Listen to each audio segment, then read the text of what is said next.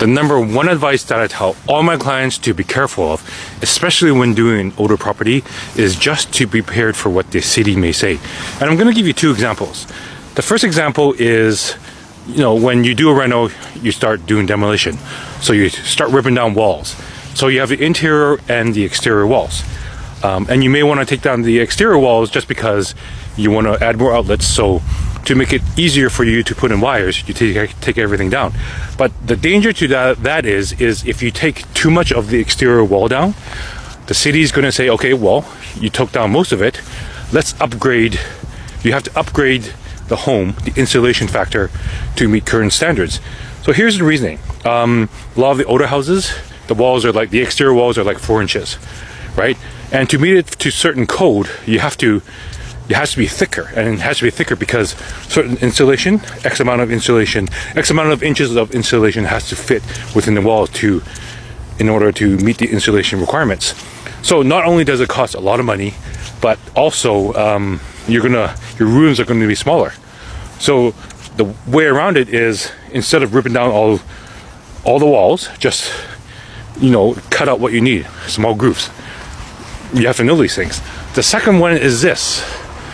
Staircases are tricky because a lot of the existing layout of the house, it's really the staircase, because it's really, a lot of it goes from the basement to the top level.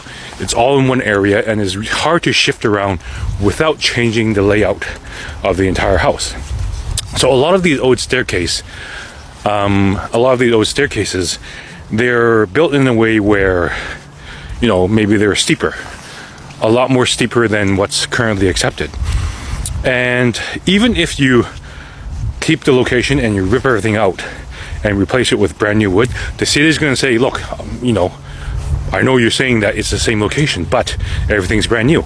They're not going to view that as being grandfatherable.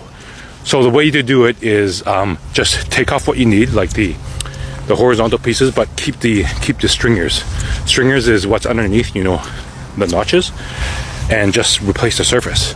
Again, a lot of it depends on the inspector, but if you do stuff like that, and if you know about these things, it's going to save you a lot of cost. So I can think of a lot more examples, but these are just things you have to think about and know about before you start your renovation, just because sometimes you just don't know. So be careful of the city, and if you're dealing with permits, start early, because the permit process takes a long time with the city.